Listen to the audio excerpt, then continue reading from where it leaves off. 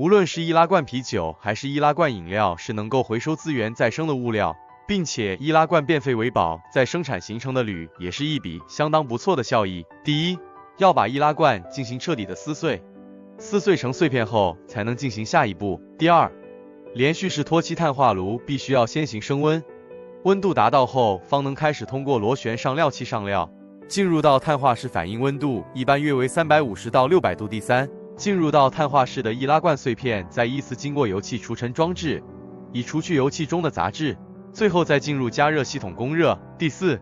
加热系统脱漆后，再通过自动出料装置进行制冷冷却，分选后得到的就是易拉罐的铝合金。